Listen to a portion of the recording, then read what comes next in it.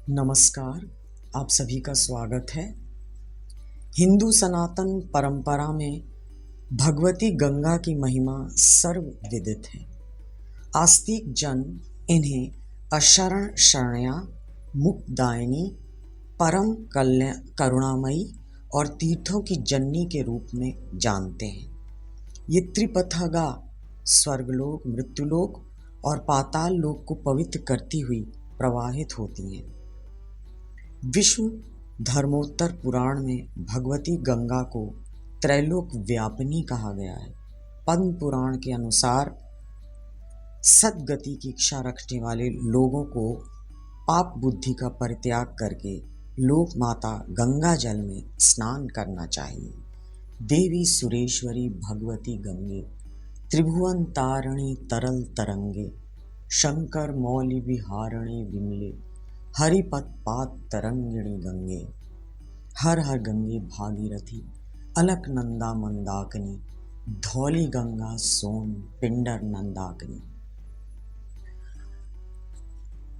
ओम श्री गग्गे ब्रह्मसुता, सुरसरी भागीरथी देवापगा, त्रिपथगा नंदीश्वरी सुरापगा, देव नदी विष्णुपदी जाह्नवी मंदाकिनी नमः। वाल्मीकि रामायण के अनुसार गंगा की उत्पत्ति हिमालय की पत्नी मैना से बताई गई है। गंगा उमा से ज्येष्ठ थी। अपने पूर्वजों के उद्धार के लिए भागीरथ ने ब्रह्मा जी की कठोर तपस्या की। ब्रह्मा जी भागीरथी की तपस्या से प्रसन्न होकर भगवती गंगा को पृथ्वी पर भेजने के लिए तैयार हो गए। गंगा को धारण करने के लिए भगीरथ ने अपने तप से शिव जी को संतुष्ट किया। भगवान शंकर ने गंगा जी के वेग को रोकने का उन्हें आश्वासन दिया। 1 वर्ष तक गंगा भगवान शिव की जटाओं में भटकती रही। अंत में प्रसन्न होकर भगवान शंकर ने अपनी जटा से गंगा जी की एक धारा को छोड़ा। भगवती गंगा भगीरथ के पीछे पीछे कपिल मुनि के आश्रम में गईं। वहां उन्होंने कपिल मुनि के शाप से भस्म सगर पुत्रों का उद्धार किया। देवी भागवत के अनुसार भगवान विष्णु की 3 पत्नियां थीं, लक्ष्मी, गंगा और सरस्वती। शापवश गंगा और सरस्वती को नदी रूप में पृथ्वी पर आना पड़ा। गंगा जी धराधाम पर अवतरित होकर पतित पावनी बनी। गंगा जी का संगम देवी यमुना से तीर्थराज प्रयाग में होता है। यमुना जी के अनेक नाम हैं। श्री यमुने रविसुता, सूर्यतन्या सूरसुता, कृष्णा तरणिजा, अर्कजा, कालिंदी, रबिजा। हर हर गंगे गोमुखी गंगोत्री। गंगोत्री वो स्थान है जहाँ से गंगा जी का उद्गम होता है। हर हर यमुने कालिंदी यमुनोत्री। ऋषि कलिंद की पुत्री देवी यमुना का उद्गम यमुनोत्री क्षेत्र है। गंगा और यमुना जब तीर्थराज प्रयाग पर जाकर मिलती हैं तो वो संगम क्षेत्र तीर्थों का राजा माना गया है और तभी हम तीर्थराज प्रयाग की स्तुति करते हैं। त्रिवेणी माधवम सोमम भरद्वाजम च वासुकिम, वंदे अक्षयवटम शेषम प्रयागम तीर्थनायकम। तीर्थराज प्रयाग सब तीर्थों के राजा माने गए हैं और अन्य नगरियां जैसे अयोध्या, मथुरा, माया, काशी, कांची, अवंतिका, पुरी, द्वारावती, चैव सप्तैता, मोक्षदायिका, ये 7 मोक्षदायिनी नगरियां तीर्थराज प्रयाग की रानियां मानी गई हैं। माघ मकर गति रवि जब होई, तीरथ पति आओ सब कोई, देव दनुज किन्नर नर श्रेणी, सादर मज्जहि सकल त्रिवेणी। जब कुंभ पर्व आता है, हर 12 वर्षों में एक बार कुंभ का पर्व आता है तीर्थराज प्रयाग में, और ये पर्व 2025 में त्रिवेणी में मनाया जाएगा। और इस समय अनेक ऋषि मुनि, अनेक देवता सभी आकर इस क्षेत्र पर स्नान करते हैं।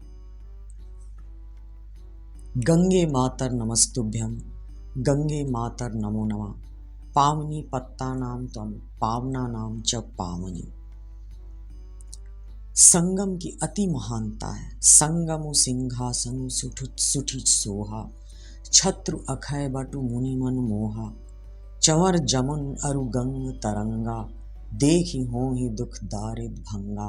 श्री तुलसीदास जी ने रामायण में कहा है कि संगम क्षेत्र का दर्शन करने मात्र से हमारे दुख दरिद्र का नाश होता है। देवी भागवत के अनुसार भगवान विष्णु की 3 पत्नियां थीं, लक्ष्मी, गंगा और सरस्वती। शापवश गंगा और सरस्वती को नदी रूप में पृथ्वी पर आना पड़ा। गंगा जी धराधाम पर अवतरित होकर पतित पावनी बनी।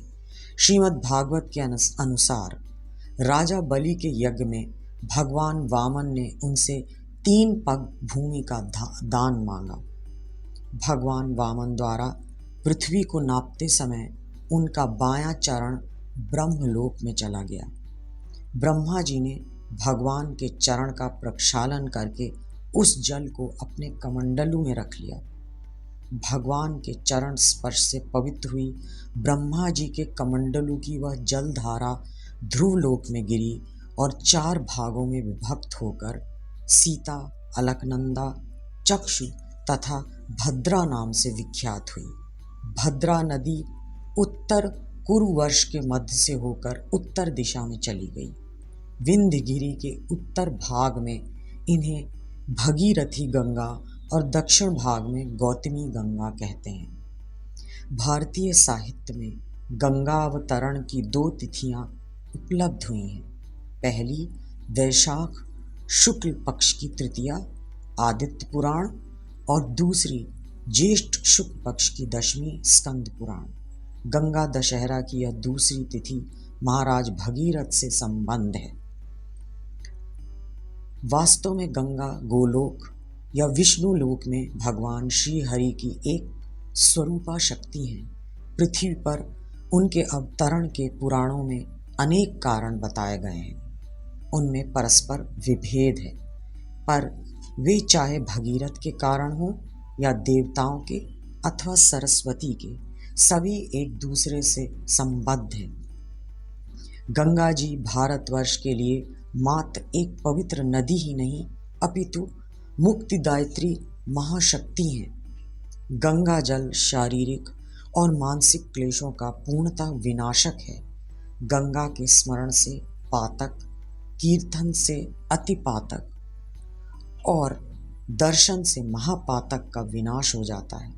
जैसे अग्नि का संसर्ग होने से रुई का ढेर क्षण भर में भस्म हो जाता है, वैसे ही गंगा जल के स्पर्श से मनुष्य के सारे पाप एक क्षण में दग्ध हो जाते हैं। जो सैकड़ों योजन दूर से भी गंगा गंगा कहता है, वह सब पापों से मुक्त होकर विष्णु लोक को प्राप्त करता है। भगवती गंगा का उद्गम वस्तुतः जीवों के उद्धार के लिए भगवान के करुणा का अवतरण है। पापी से पापी जीव भी उनका दर्शन, स्पर्श तथा उनके पवित्र जल में स्नान करके शुद्ध हो जाता है। देवी सुरेश्वरी भगवती गंगे, त्रिभुवन तारणी तरल तरंगे, शंकर मौली विहारणी विमले, हरिपाद पद्म तरंगिणी गंगे, हर हर गंगे भागीरथी। ओम नमो नारायणाय।